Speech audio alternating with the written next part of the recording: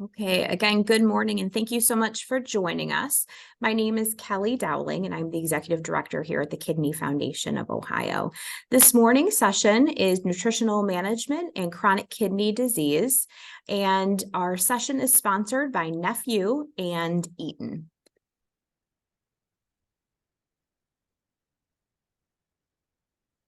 Just a couple housekeeping items for today. Today's session will last 1 hour. If you have any questions, feel free to put it in the Q&A feature of Zoom.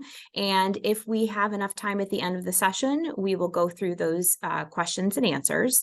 Today's session is being recorded, so we will send a follow-up email after the session with the presentation in it.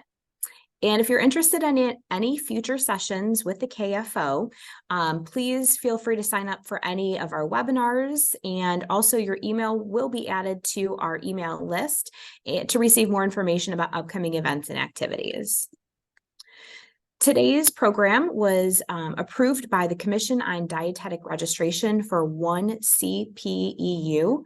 And also this activity is being offered by our foundation, has been approved for 1 contact hour, also includes 1 contact hour for dialysis technicians through the Ohio Board of Nursing, through the approver unit at the Ohio League of Nursing. And this program is approved through October 4th, 2025.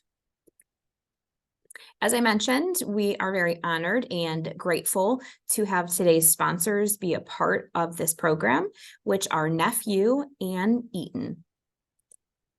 Just a little information about the KFO if you're not familiar with who we are and what we do in the community. We are a local nonprofit organization, and we provide a broad-based program of direct assistance to individuals with chronic kidney disease.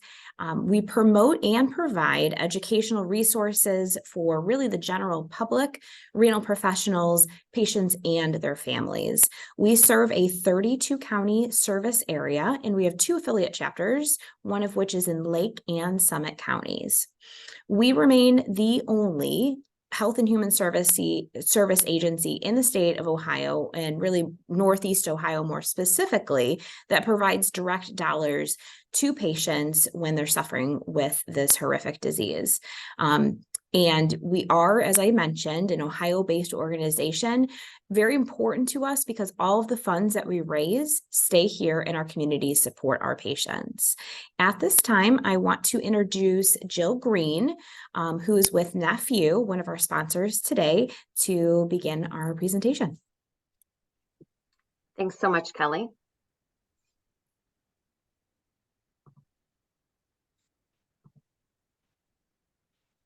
So today's program, as Kelly mentioned, is part of Nephew. It's a program that is paid for by Otsuka Pharmaceutical Development and Commercialization. The speakers are either employees, such as myself, or paid consultants, such as Dr. Kang and Ms. Betz of Otsuka.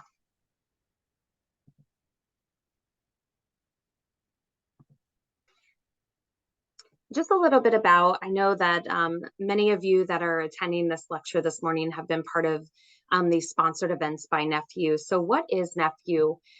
We are part of the medical education side of Otsuka Pharmaceuticals. And really what our intent and our objective is to bring together healthcare professionals for either virtual meetings such as this or in-person events, and just have a discussion, right? Discussion on various topics of all things kidney. And this could range from kidney disease, general awareness about the disease, optimizing patient care with patient empowerment, motivational interviewing. I know we've done a few different lectures on that. Diet and lifestyle management of folks with kidney disease. We also specialize in other rare kidney diseases, such as polycystic kidney disease, and moving into the IgA nephropathy space as well. So we offer a wide range of presentations that we can provide and have a discussion on regarding the kidney community. And this is just a list here. You can find out more and request a presentation if you go to our website, so nephew.org. All right, in today's presentation, I'm very excited. I realize that the title is wrong here, but we're really discussing nutritional management in chronic kidney disease patients. Again, we have the great opportunity to partner with the Kidney Foundation of Ohio to provide this lecture. And this presentation is going to discuss the goals and aims of the 2020 National Kidney Foundation's KDOQI Clinical Practice Guidelines. And nutrition recommendations for calories, protein, and fiber for patients with kidney disease. Attendees will learn the critical role of nutrition diet interventions to slow CKD progression, delay that time to kidney failure, and overall improve patient outcomes. As I mentioned, I'm Jill Green. I work on the medical education side of Otsuka, specifically within the nephrology division. Kidney disease has actually been a part of my story in my life for many, many years. As many of you know, a genetic kidney disease runs in my family, and I was, fortunate to donate a kidney to my mom almost 3 years ago. We're coming up on our 3-year kidney anniversary. So it's definitely been a part of my life for a long time. I am very fortunate to have our experts who are really running the show today. Miss Melanie Betz, our registered dietitian, and Dr. Rima Kang. So a little bit about our experts. Melanie Betz has been a registered dietitian in the Chicago area for over 10 years. She received her bachelor's degree in dietetics from Michigan State University and completed her master's degree in clinical nutrition at Rush University Medical Center. Ms. Betz is certified in renal and geriatric nutrition. She has provided outpatient nutrition education and counseling to patients with a variety of kidney ailments, including kidney stones, CKD, and polycystic kidney disease. Her research interest includes patient knowledge and adherence to renal diets, plant-based diets in kidney disease, and the role of nutrition in kidney stone prevention. Ms. Betz is the owner and founder of The Kidney Dietitian, which is a virtual community that aims to provide science-based nutrition information to people suffering from kidney stones or other kidney diseases. As a leader in the field, she also volunteers for professional and kidney health organizations. Dr. Rima Kang is an assistant professor of clinical medicine within the Division of Nephrology at The Ohio State University in Columbus, Ohio. Dr. Kang received her medical degree from Northeast Ohio Medical University and completed her residency in internal medicine at the University of Cincinnati Med Center. Dr. Kang went on to complete a distinguished fellowship in nephrology at the Ohio State University Wexner Medical Center. And upon joining faculty at Ohio State, Dr. Kang has become the lead nephrologist in cystic kidney disease care and was instrumental in developing a specialty clinic at the Ohio State University with an emphasis in ADPKD, so that's autosomal dominant polycystic kidney disease, and CKD care.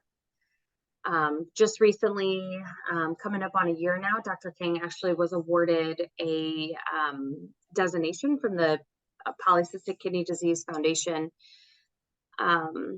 for her specialty clinic in PKD care. And with that,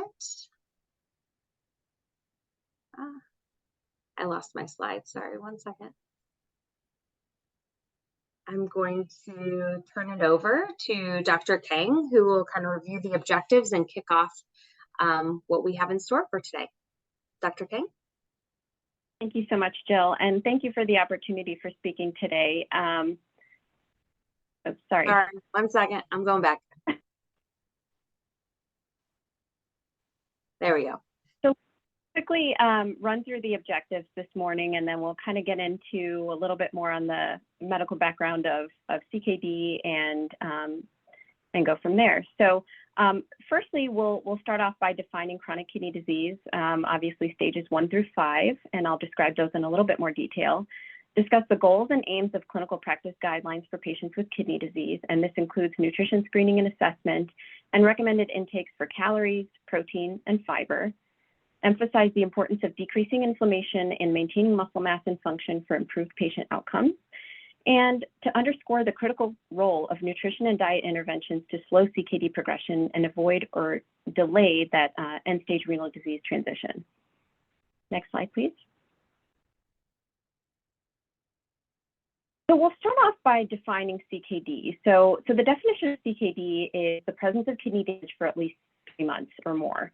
And this is GFR that's less than 60. There are also multiple other measures of chronic kidney disease, whether it's presence of albuminuria, abnormalities to urine sediment, structural abnormalities as well. But in any case, for our purposes today, let's define chronic kidney disease by that 3-month period, and CKD itself is subdivided into 5 different categories depending on that GFR, or the glomerular filtration rate.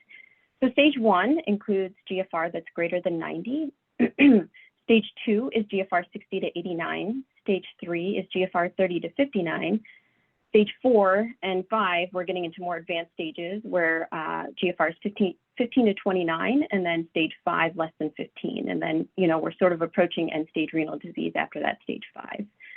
It's important for us to understand the different stages of chronic kidney disease, because as CKD progresses, the utilization of different nutrients and requirements for patients changes. So basically, it's a continuum. So, our recommendations on dietary management and those kind of things can really change anywhere from CKD stage 1 all the way up to 5 in dialysis. So there's a lot of different types of counseling that occur at those different stages of chronic kidney disease. And of course, chronic kidney disease is complicated. So, these patients sometimes have undernutrition. They're chronically inflamed. They have other chronic medical illnesses that we have to address. Protein energy wasting, electrolyte abnormalities, obesity, and especially early on in the disease, we're trying to prevent cardiovascular disease. So a lot of our focus, especially in early CKD, is not necessarily on the renal diet itself, but how are we controlling those cardiovascular risk factors and controlling hyperlipidemia, proteinuria, hyperglycemia for those patients who have comorbidities like diabetes. And then, of course, as GFR is declining, we're addressing things like fluid management, of course, low sodium. And then at that point, we're introducing lowering that animal protein intake to prevent, or slow down CKD progression. And then as we approach end-stage renal disease, we're sort of adding on protein supplements, phosphate binders. So again, nutrition in chronic kidney disease can be complicated. So that's kind of the point that I wanted to make, with the different stages. So this next slide illustrates the different stages of chronic kidney disease according to KDIGO. And this is what we, refer to as the CKD heat map. Which is really important to understand. I actually show this figure to most of my patients, especially when I get new patients in the clinic to kind of counsel them, that regardless of what your GFR is, you can see according to this figure that even a patient with relatively preserved GFR in stage 1, the higher the degree of albuminuria, the higher the risk for CKD progression. Even in a patient with GFR greater than 90, if they have greater than 300 microalbuminuria, that's a pretty moderate risk for CKD progression. And this is a good illustration here because people can see, am I in the green? That's probably good. Am I in the red? That's definitely, very high risk to progress. So, again, this sort of just, the point here is to illustrate that albuminuria leads to progression. Next slide, please. So next, let's talk about the predictors of chronic kidney disease progression. So obviously chronic diseases such as hypertension, especially when, blood pressure is uncontrolled, history of cardiovascular disease or diabetes, heart failure, obesity are all pretty well established to be, high risks for progression. Biomarkers such as albuminuria, as we had already addressed, albuminuria is, again, a well-established biomarker of progression. GFR, and as you saw in the figure before, the lower the GFR, the higher the risk for progression. Dyslipidemia and hyperglycemia are also risks.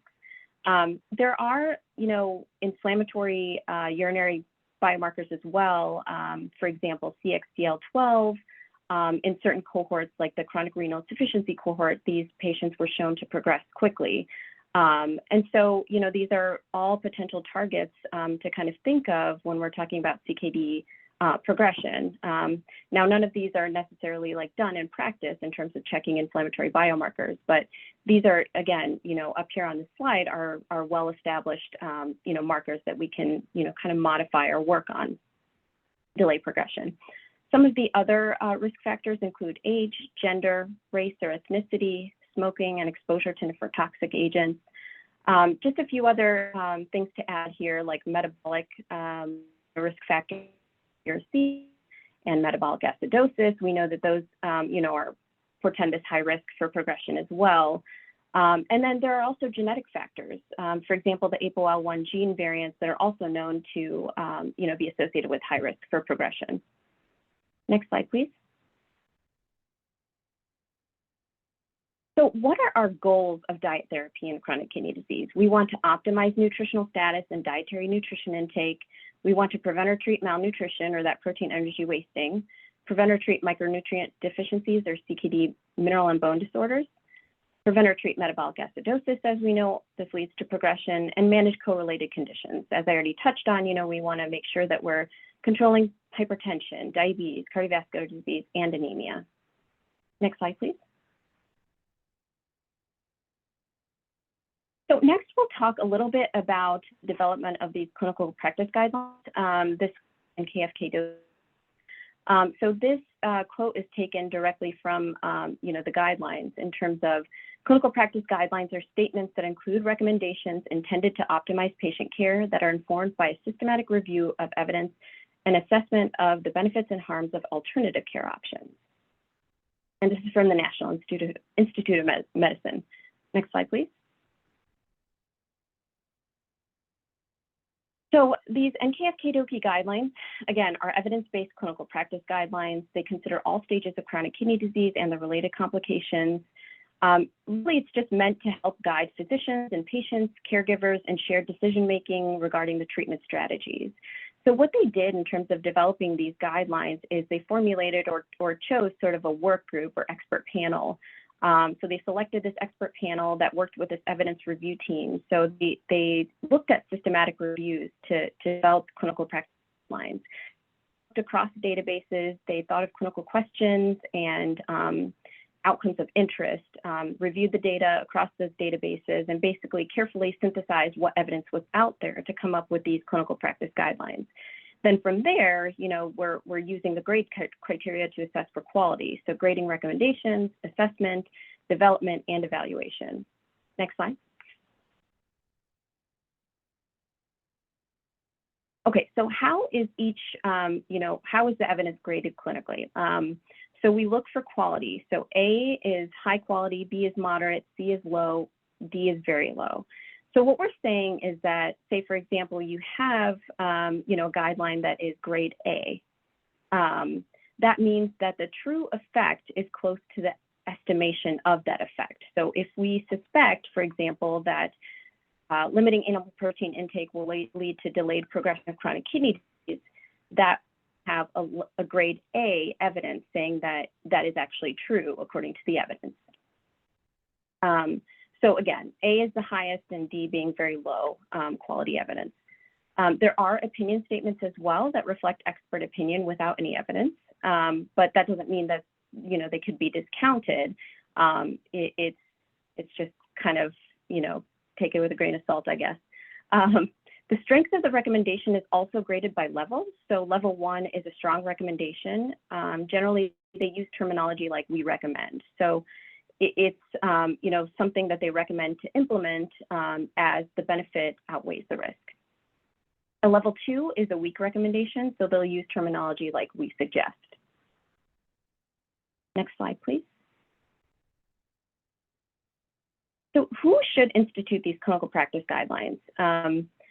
Any number of people, including registered dietitians or dietitians, the international equivalents, collaborators like physicians, nurse practitioners, and physician assistants. Next slide, please.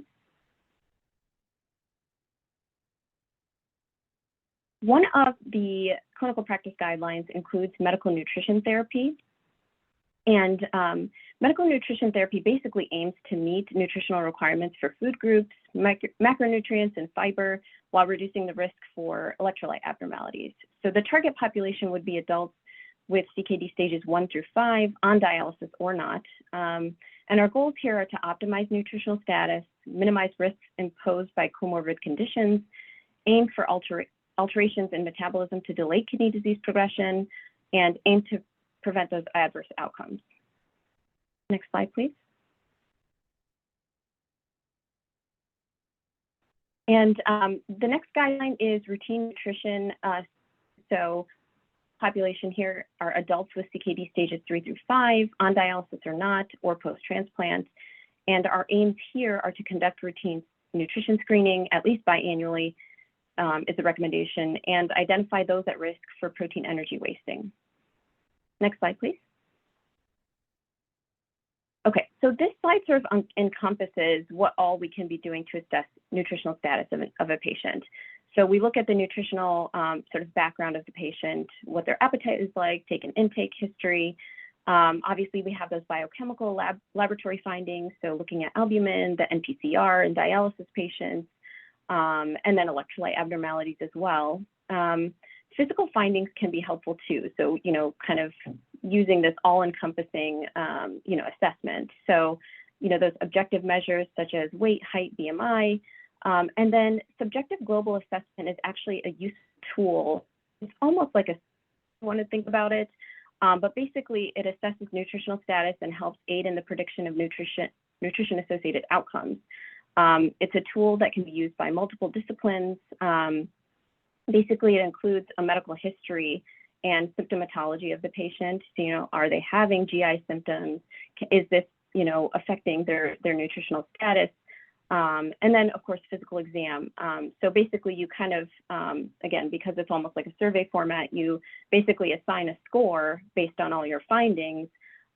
So, for example, a score of an A on the subjective global assessment would indicate that that's a well-nourished patient. And then, of course, using the nutrition-focused physical exam, which can be very helpful. So assessing muscle and grip strength, taking a look at scalp, hair, mouth, skin, nail health, all of those things can, indicate nutritional or, vitamin deficiencies. So certainly part of the assessment. And then just a general appearance of the patient. Is there muscle wasting? Looking at different parts of the body, arms, legs, chest and back, areas of the face where there may be temporal wasting. And then, lastly, just looking for signs of fluid retention or dehydration. So again, using all of these measures to overall kind of get a global assessment of what the patient's nutritional status is. Okay, next slide, please. And with that, I will turn it over to Ms. Betz. Thank you so much. Thank you so much, Dr. Kang. I'm excited to be here. As you heard, I'm originally from Michigan and I'm currently in Chicago, but I feel like I have a special place in my heart for Ohio. My husband is from Cleveland and one of my very best friends lives in Lakewood. So I feel like I'm in good company here in Ohio. And I'm excited for the opportunity to talk with you today. And I have a lot to cover. So I'm going to kind of skim the surface in the next 20 minutes or so. So we have plenty of time for questions. But we're going to dive into first calories and protein in terms of kidney disease. Next slide, please. So calories, obviously, energy, we all know that. These are what the official guidelines are in those KDOQI guidelines for nutrition. And I have to say these, the nutrition specific KDOQI guidelines were updated in 2020. And as renal dietitians, we were all very, very excited. There was some really exciting changes and they hadn't been updated in quite some time. And there has been a lot of really exciting research. And so there were some really big changes in terms of what we think about a quote renal diet and what that means with these updated guidelines. So for energy, they actually, I'll just kind of give you a little bit of background. These energy requirements or calorie requirements were actually massively liberalized, I guess, from the previous guidelines, which were in 2012. So technically they say that in metabolically stable adults, CKD stages 3 through 5 on dialysis or not, CKD or post-transplant, they give us a really big range of energy intake anywhere between 25 to 35 calories per kilogram per day. And basically they say that we should adjust those calorie needs within that range based on all the things that dietitians would be adjusting calorie intake on anyway. So things like weight status, CKD stage, age, gender, muscle mass, how active they are, and all those good things. And certainly considering any concurrent illness or inflammation. Next slide, please. And then in terms of protein, the protein recommendations in those updated 2020 guidelines actually became much more restrictive than what they were before. Previously, they were at 0.8 grams per kilogram per day, which is technically the recommendation for like general healthy adults. That's what's in the, that's like the RDA for protein for the general population. But these 2020 guidelines actually came out with an even lower protein recommendation for people with CKD. So they say that they should provide a low protein diet, which they define as 0.55 to 0.6 grams per kilogram per day, which is a very little amount of protein. If you've ever calculated that out to see what that means, I should have given an example. I'm not going to be able to do the math in my head, but basically for someone who's 150 pounds or so, this equates to like 45-ish grams of protein. Don't quote me on that, but it's going to be somewhere in that range. And that is a very low target to make. Just for reference, 1 3-ounce portion of chicken or beef or fish or seafood or whatever is about 25 grams of protein. So in just one small chunk of animal protein, you're going to be getting about half of your protein for the entire day.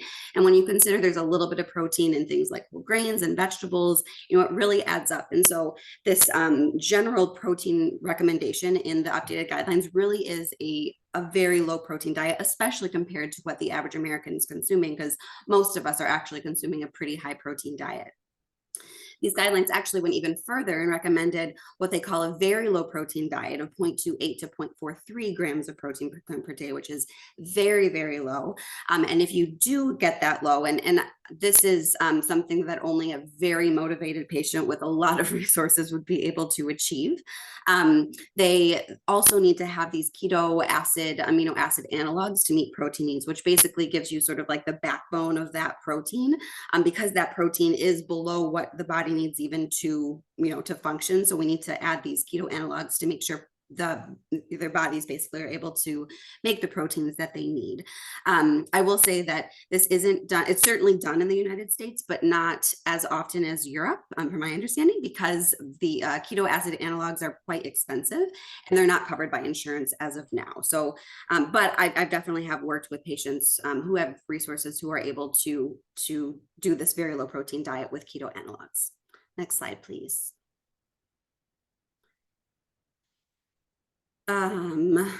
Let's see, okay. So, they also, and this is new actually in the 2020 guidelines, they sort of like single out people who have diabetes who also have CKD, which is obviously a very large percentage of our population with CKD.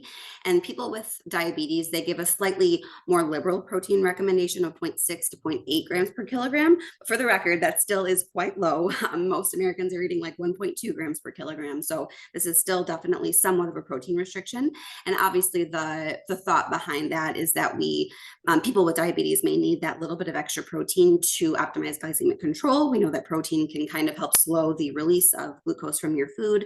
And also it's just going to mean that you need to, you have a slightly less carbohydrate rich diet, because on a very low protein diet, you need more carbs because you need those calories. And so that may not be the best for people with diabetes. And so there's a slightly higher protein recommendation for those people with diabetes and also have CKD. Next slide, please. So why do we restrict protein? What does this do for our patients with CKD? And ultimately, it really reduces the risk of end-stage kidney disease. So it slows the progression of CKD, which is a pretty big deal. So it can help keep people off dialysis or needing a transplant and also improve the quality of life. So of course, protein restriction isn't necessarily for everyone. And the next section, we're going to talk a lot about muscle mass and that type of thing. But for people who are metabolically stable, they aren't malnourished, they are just kind of living their normal lives and feeling good, who have CKD stages 3 through 5 and don't have diabetes, that is who we should be targeting for this, or bringing up at least this concept of doing a protein restricted or a lower protein diet. Next slide, please. So moving into muscle, as I promised, why muscle is so important in CKD. So I really wanted to talk about how important it is to realize and remember that malnutrition can occur at any weight. I think we so often fall into this paradigm of someone is overweight or obese, and we think, oh, clearly they're totally fine. They can't possibly malnourished, but that is definitely not the case, and especially in CKD. Malnutrition really can occur at any weight, anywhere along the spectrum. So what is malnutrition? There's about a gazillion different definitions, but for our purposes today, we're going to say it's defined as deficiencies, excess, or imbalances in a person's intake of energy and or nutrients. So someone could be getting plenty of calories potentially and have a BMI of 45, but maybe those calories aren't actually giving them enough protein, or maybe they're not actually giving them all of the potassium or calcium or whatever nutrients that we're concerned about. So we know that undernutrition is actually very bad in general outcomes. Undernutrition is associated with longer lengths of hospital stays, death, and disease progression. And there's lots of different types of undernutrition. So there's something specifically called protein energy wasting, or PEW, which is talked about a lot in the CKD research. And we can also get specific and say like specific micronutrient deficiencies or insufficiencies. But for our purposes today, we're kind of talking about just overall this protein energy malnutrition. Then, of course, we also have overweight and obesity, which increases the risk of non-communicable diseases. But next slide. Even though you have a higher BMI or overweight or obese, that isn't necessarily a bad thing, especially when it comes to CKD. So if we start at the top here, lower BMI or malnutrition is actually associated with the highest death rate, increased risk of CVD and non-CVD mortality. And as Dr. Kang mentioned, CVD death or cardiovascular death is really the biggest risk, especially earlier in a CKD, in the CKD spectrum.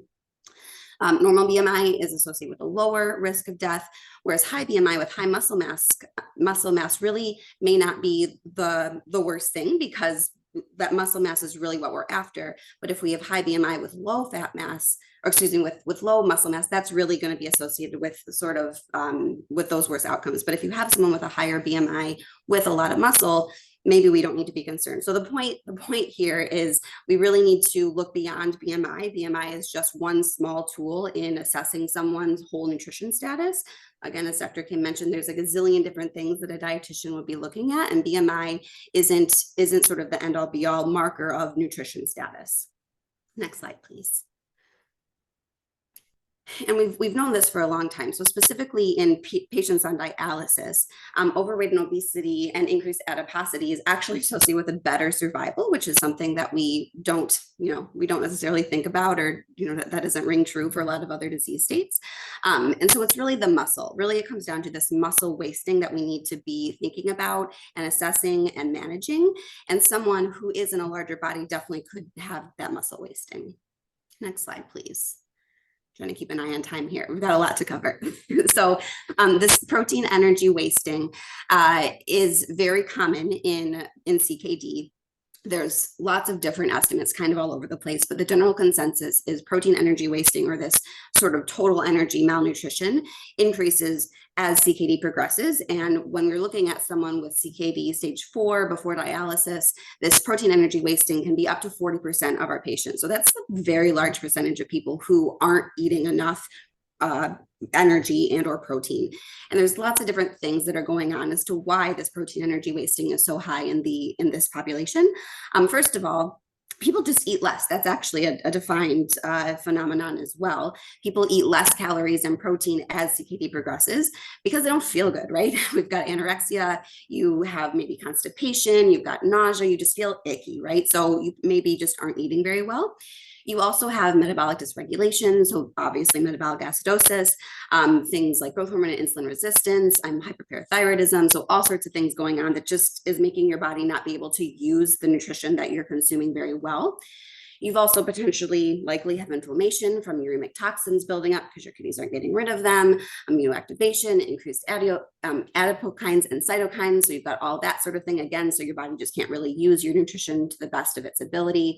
And also, basically you're never going to have someone who just has CKD, right? This is a very complicated population. And so very likely they also have diabetes or hypertension or heart disease or, you know, any other number of comorbid conditions, depression, and all of these things can also lead to people just not eating very well. So lots of different things going on as to why patients with CKD may have protein energy wasting. Next slide, please. So sarcopenia is again, there's so many different ways that one can define malnutrition. Sarcopenia is kind of one specific way that really focuses on that reduction in muscle mass, strength, and function. Sarcopenia is a term that's used quite often when you talk about geriatric nutrition or aging, but it's also been found that sarcopenia is very prevalent in patients with CKD for all of those reasons that we just talked about, and it is definitely associated with increased morbidity and mortality and CKD progression, actually, and it's associated with cardiovascular outcomes. So just again, kind of highlighting how important focusing on this muscle mass amount and function and strength is so important in our CKD patients. Next slide, please. So when you are assessing a patient, really thinking about, again, this body composition versus just simply their body weight, simply their BMI, because there really is so much more to it. Assessing someone's muscle can be difficult because we're obviously not going to get CT scans on everyone and see how much muscle they have, but we have some really useful tools. So you can use BIA. I've used hand grip strength quite a bit, and that's, I feel like, being used in research a little bit more lately. So hand grip strength, and patients really kind of love it. You can buy the little, you know, the squeezer thing, the hand grip strength measure, dynamometer is what it's called technically, and you squeeze it and you get, usually I had patients do it 3 times and take the average, which really has been found to be a very easy thing to use in the clinic to assess someone's not only muscle but also function. And so if you do find that someone is having lower amounts of muscle mass, what can we do? We can make sure that they are eating enough protein, utilize the help of a dietitian, making sure they're utilizing all these strategies to make sure they're eating enough calories. And we do know that these types of interventions can improve outcomes for patients who have CKD. Next slide, please. All right, so moving on to fiber in chronic kidney disease. So moving back away from CKD, the recommendation for all people in the United States is to consume somewhere between 35 to 38 grams per day. Technically, it's 25 grams for women and 38 grams for men. They have a much higher bar that they have to meet. And there aren't necessarily specific different fiber recommendations for people with CKD. It really is just the same as for the general population. However, getting in enough fiber in CKD is really important, as we will talk about. Next slide, please. So fiber, again, in the general population is associated with a whole host of benefits. This is data from a series of systemic reviews and meta-analyses that basically look to see, like, people, right, who eat a lot of fiber, what happens to them.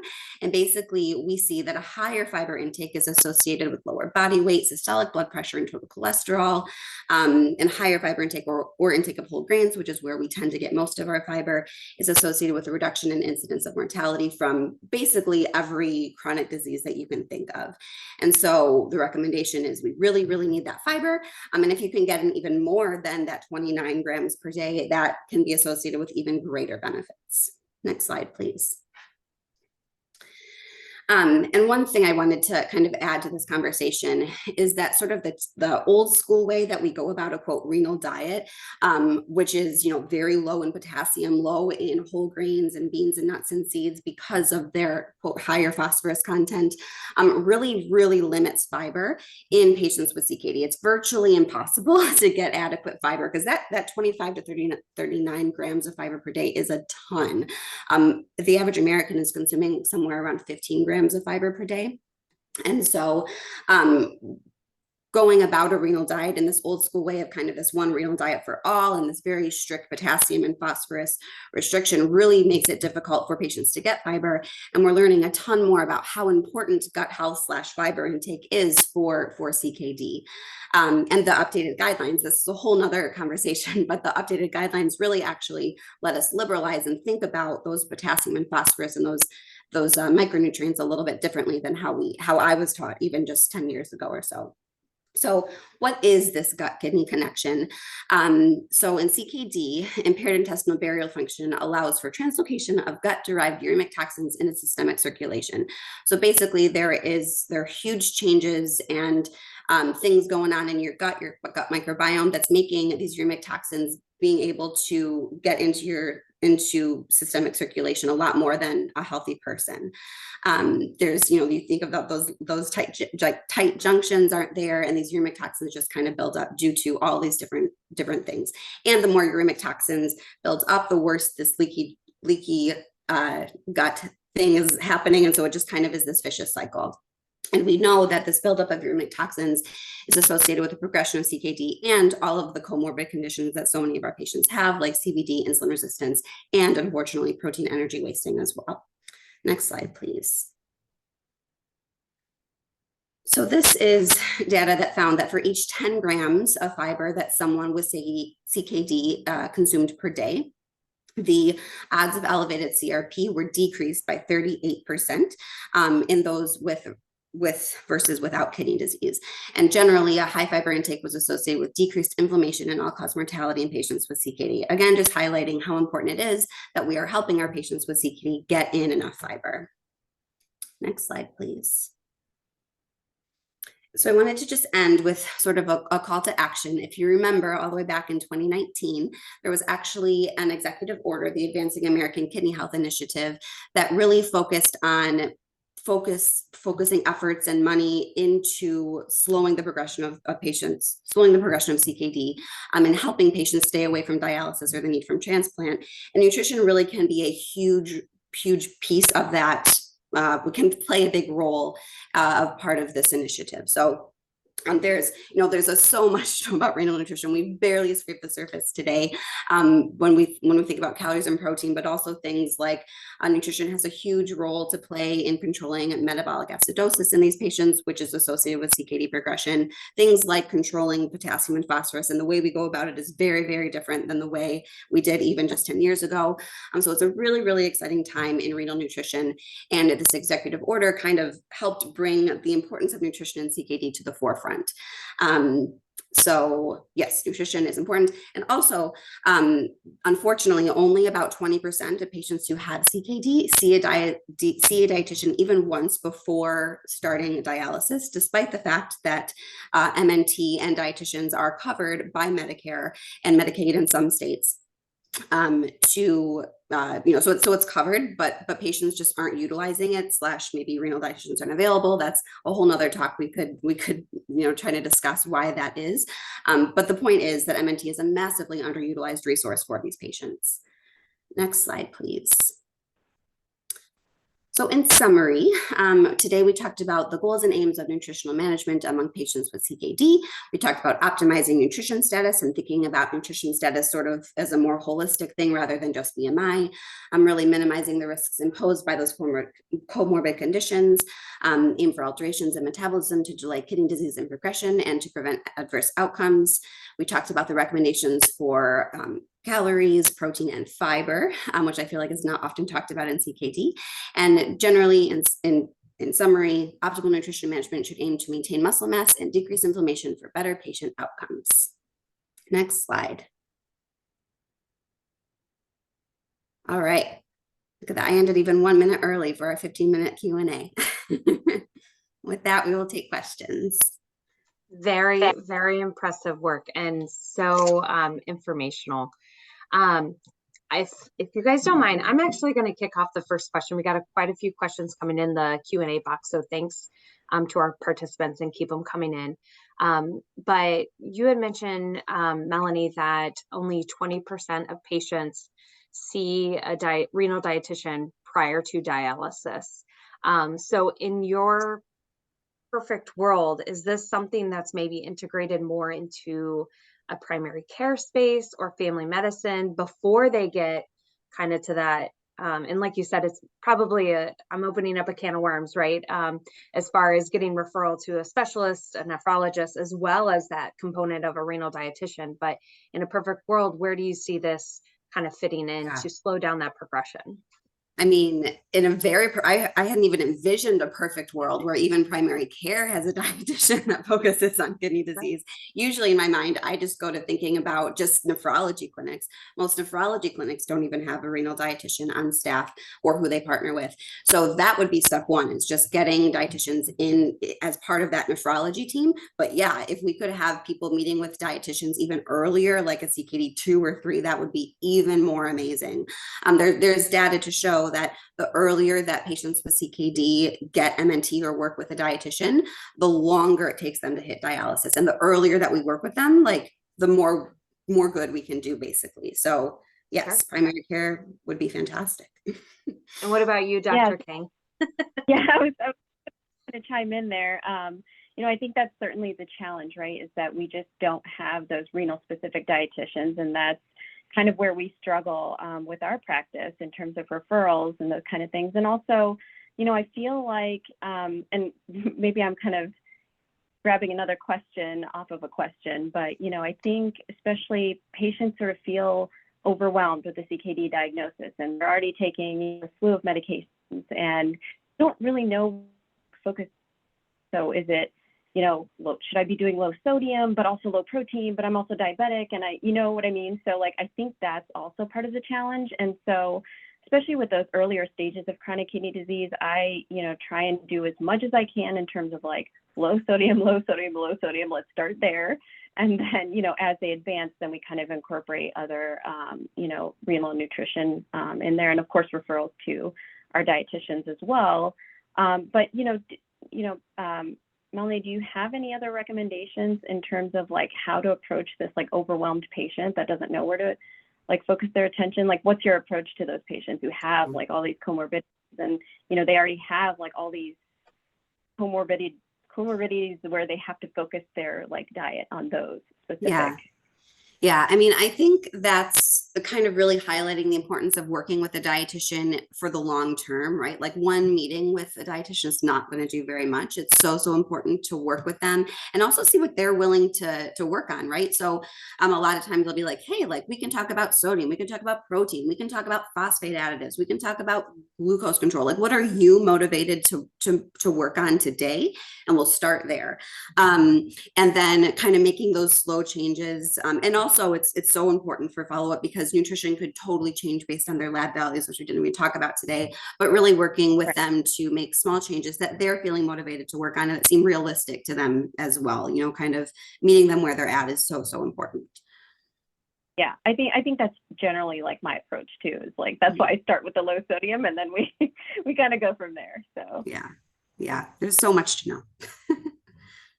How about one of the questions in the question box was, what about the patient with significant proteinuria? Still recommend low protein diet? Yes, that's actually in the KDOQI guidelines that a low of the protein restriction, that's one of the things that it can do is it can actually reduce proteinuria. You're not losing like that much protein that it's impacting your nutrition status, but lowering your protein intake, especially animal protein intake, can actually improve that proteinuria, which is one of the ways that nutrition can actually slow that progression of CKD. And sodium is the other thing that can reduce proteinuria. Oh, go ahead, Dr. Kang. Melanie, I was actually going to ask you, I think another challenge that we face is, we work really closely with our dietitians, especially in like the ESRD realm, because, we've got a whole care team there.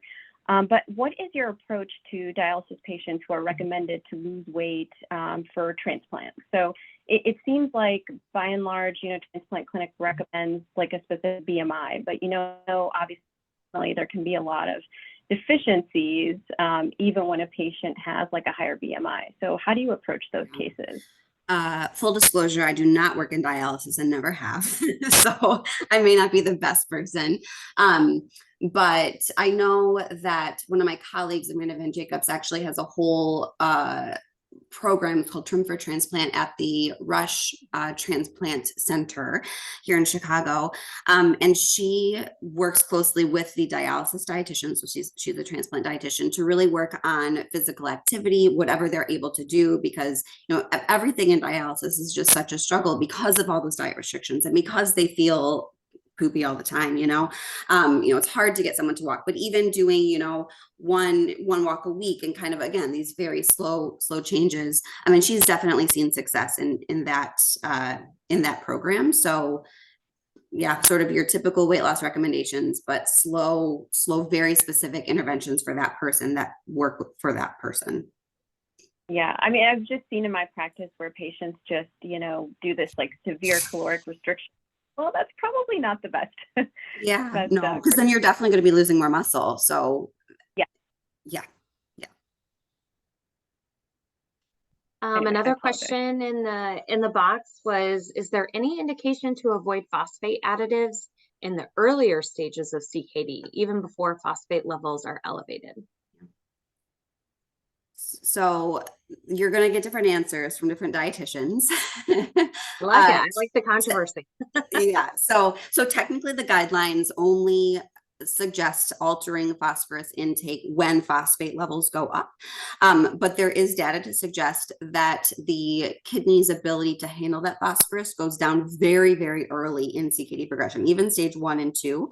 And so when I work with patients, I definitely do talk about avoiding those phosphate additives from the get-go, if it's appropriate and they can handle, right, adding that onto their nutrition restriction plate, just because we do know that that phosphate handling goes down so early in the disease progression. And that way I can maybe help prevent hyperphosphatemia than just trying to treat it after it occurs. Plus, the foods that phosphate additives come in are probably going to be higher in sodium and not a lot of foods that we want someone with CKD to be consuming anyway.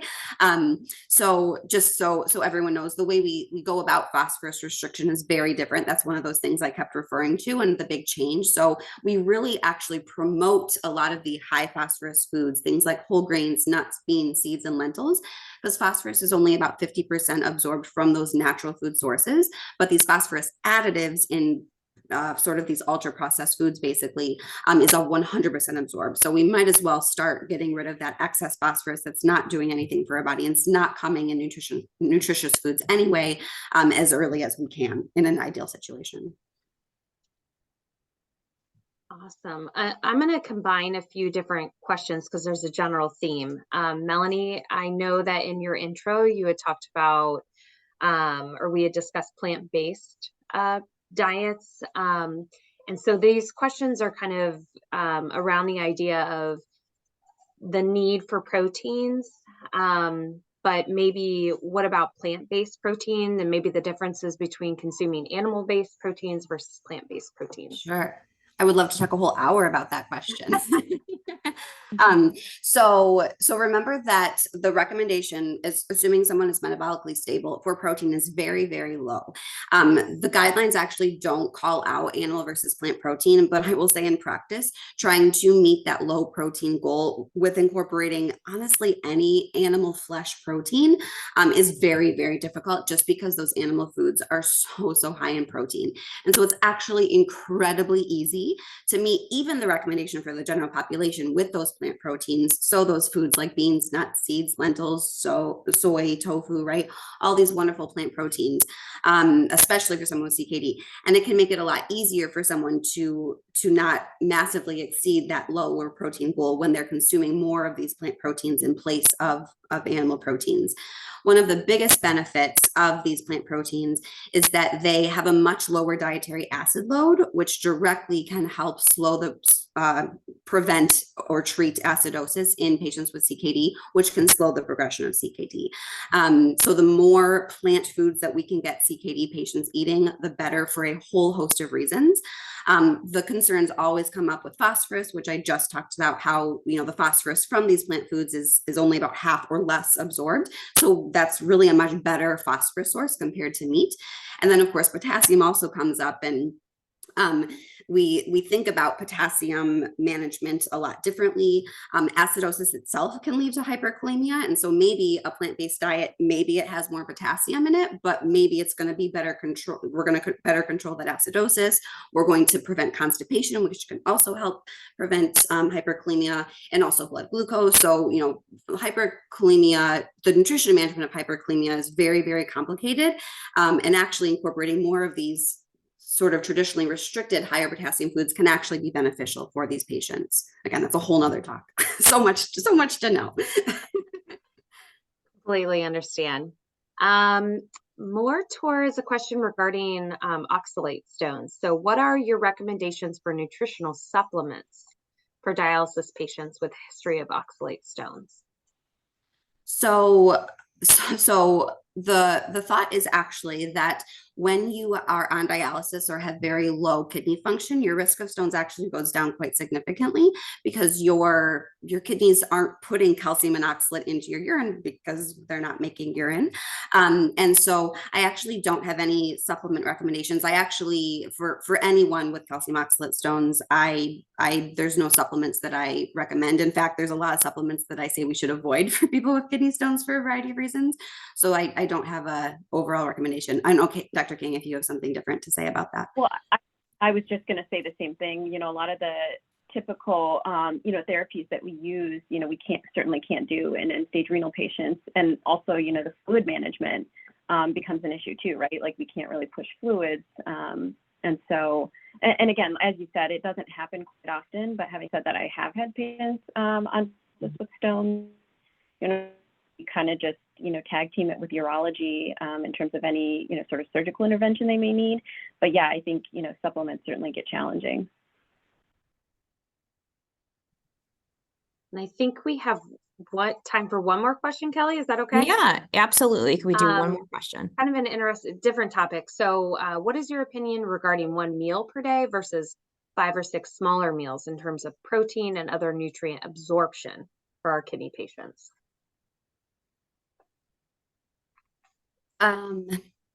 So this is just based on my opinion and experience. 1 meal per day, I think is very difficult for one doing that long term. Is this, you know, likely people are doing this for weight loss purposes, but is this something that they're able to do for the rest of their life? If not, what's the point? Because they might lose weight, but then like when they go back to eating normally, what's going to happen to that weight? But I think from a blood glucose management standpoint and also a potassium management standpoint, I get a little nervous when patients are eating just 1 or 2 meals per day, because we know that's not great for blood glucose control, because then they're going to be eating all of that glucose all at once, going to go into the blood all at once, right? And this patient population, diabetes is so prevalent and insulin resistance is so prevalent. So that makes me nervous. Plus, you know, when we're eating all our potassium at once, we could see sort of a similar trend. So those are my initial thoughts. Dr. Kang, do you have something different to add on? No, I mean, not really. I was just going to say that, you know, oftentimes, you know, these patients have gastroparesis and all those kind of things. So it's almost like, you know, a lot of times they have to almost eat like multiple smaller meals. But I would agree with you. And I think, you know, if anything, the multiple smaller meals might be better than just that one big meal each day. The only last question I want to ask, just because we do get this question quite often here at the foundation, is the recommendations that you went through, both of you today and the talk, does that differ for pediatric patients? Because we talk about how individuals under the age of 18, do they need to be doing something different, or do they still need to follow the same guidelines that adults are following? So I do not work with pediatric patients. But I know that there are different guidelines, correct, Dr. Kang? There has to be for... I also don't work with pediatrics, so I apologize. Kelly, I think you just set the stage for the next webinar. I think we need to bring in a pediatric nephrologist and a dietitian. But I will say, a protein restriction for someone, especially a young child, you know, 18, 6, like maybe, but especially someone who's 2 or 3, that's definitely not appropriate. So that's a whole different can of worms. That's all I have to say. I'm not a pediatric expert at all. No, we appreciate that. We always say around here, children are not just little adults. So, you have to follow those guidelines. So thank you both so much. And Jill being part of Nephew, we appreciate everyone's support today. Please do remember to fill out the evaluation. It is in the chat feature. You will also receive it when we close out the Zoom today. And then you'll receive a follow-up email with today's recording, as well as the evaluation to fill out. So if you want CEUs, please do fill them out. This was a great session. We, again, appreciate everyone's help and participation in this. And if you need anything else, you know where to reach us. And again, thank you so much for being a part of today's webinar. Have a good day, everybody. Thank you. Thank you.